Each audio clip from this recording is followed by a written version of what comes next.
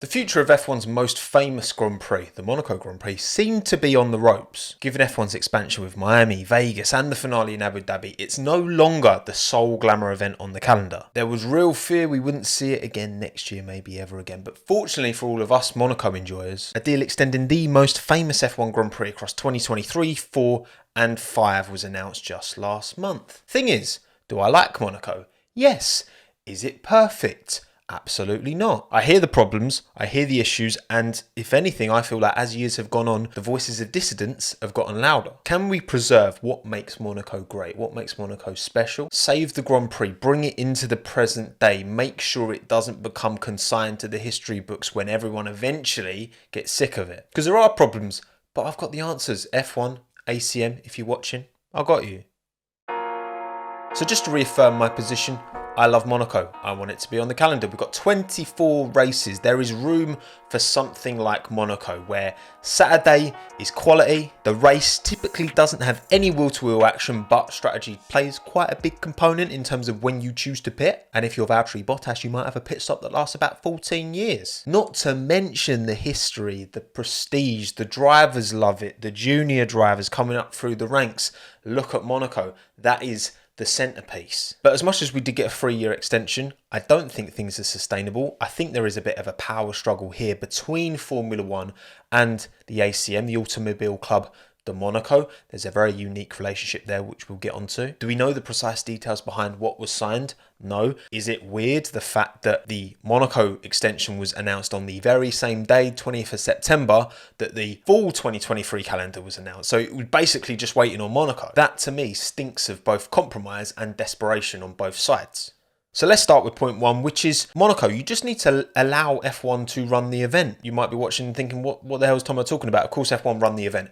Well, with Monaco, it's a little bit different. The ACM, they handle the race feed for the Monaco Grand Prix. They have their very own director rolled out exclusively for that event, which is different to every single other race on the calendar. Now, this special relationship has been a thing, as far as I'm aware, for as long as the race has been broadcast on television. It's a historical arrangement because, again, like I said at the start, Monaco was the cherry on the cake, you know what I mean? Nowadays, you can make less of that kind of argument. And Liberty Media have now into their, 6th year of ownership of Formula One. They're continuing to bring more and more innovation to the race feed. Some of it has been great. Some of it has been doesn't really add anything for me. But with the sport growing like it is and such an emphasis making that TV broadcast spot on, this can't carry on. Now, do we love a moan about the race broadcast when it's not showing the battles we want to see?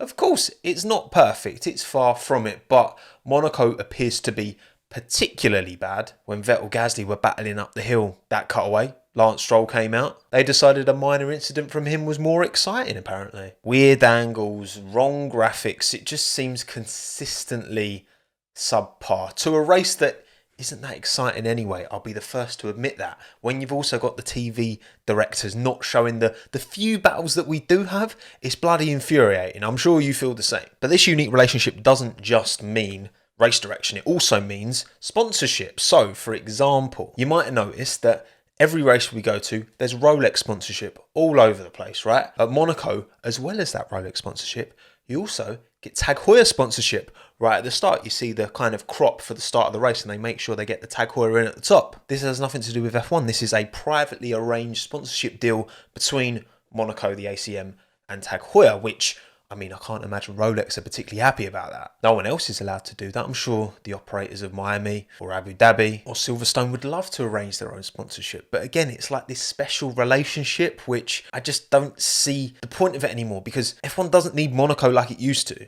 Point number two, and this is sacrilege for a lot of people, I know, and I've talked about this before, I would switch up qualifying. I would change the Q1, Q2, Q3 that we all know and love just for this event. Okay, I love Q1, Q2, Q3, but I think for Monaco we can do something better. Is qualifying the best part of the Monaco Grand Prix? Yes. Is it really annoying when someone shunts, for example, Charles Leclerc, Sergio Perez, last 2 times we went there, to rob other drivers of finishing their laps?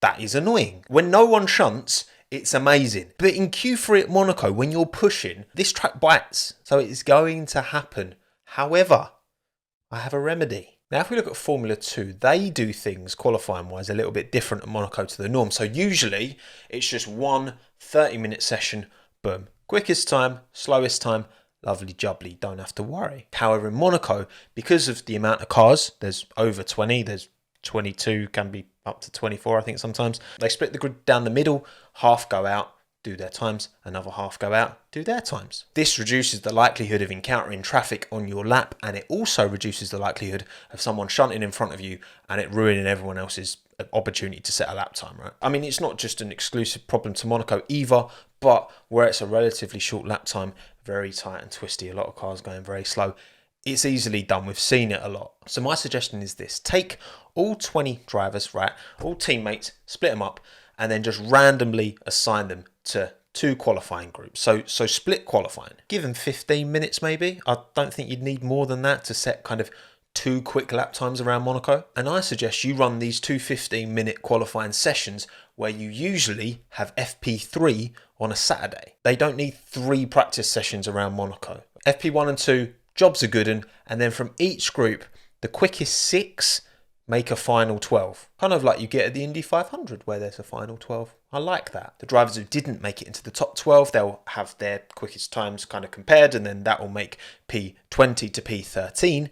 But then the final 12 won't go out like normal. No, you know what's coming. You know Tommo's about to say one-shot qualifying, don't you? But Tommo, they've done it in the past and it wasn't very good. Safety car deployed due to your crying. This 2022 broadcast, right, as long as the ACM are not in charge of it, obviously, there's so much more to it. There's so many more graphics. There's so many more angles. You cannot tell me that they couldn't make one-shot qualifying following each car one at a time. The sponsor would love it, by the way, because everyone's getting that prime moment, right, to shine. You can't tell me they couldn't make that exciting. We see the audio up laps that they do occasionally, right, in FP3. Imagine this is a competitive qualifying lap. Croft is on a mad one around Monaco, getting as close to the walls as possible. Maybe someone bins it. Full tilt, Monaco, all eyes focus on it. You can't tell me otherwise. This is definitely a good idea. People say, oh yeah, but track evolution, it's not fair, blah, blah, blah.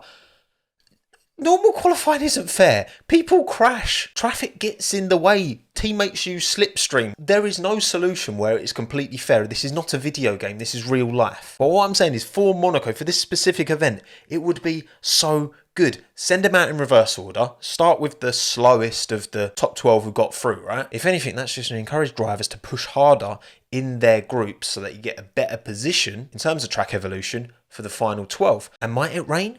Yes. That also happens in normal qualifying. People set their times early and then it will start raining, or people set their times late and then they'll put on a set of slicks at the end and just about get the track as it's ramping up. That's fine. These things happen in qualifying. It's impossible to have every single car on track in identical conditions. Again, this doesn't happen in real life. That's motorsport, right?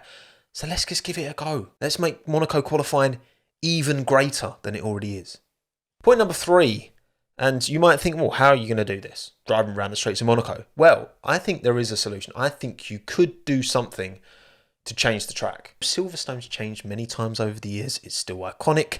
Monza's changed many times over the years. Still iconic. They're not doing that loop-the-loop around the oval anymore. Even the Circuit de Monaco itself. It's not the same circuit that we first saw. Not me, I'm not that old. I know I'm old, I'm not that old. At the first ever running of the Monaco Grand Prix in 1929. Easier said than done, yes. Look, the only change I could see that would be quite easy to make without a large-scale engineering job is one that I already suggested in my I fixed the 7 worst F1 tracks. Link above. I don't think it's bad, but I know a lot of you think it is. Basically, there's a roundabout at Portier. You'd still turn right through Mirabeau, but instead of heading straight and then right into Portier, the corner goes left again into the roundabout, then around it to the right before heading back towards the tunnel. Now with that change, you're adding about 60 metres of extra run-up, plus you'll be carrying more speed through that long right-hander of the roundabout than you do on the typical Portier corner, which is quite a kind of right angle pretty much. That will make passing into the Nouvelle chicane a little bit easier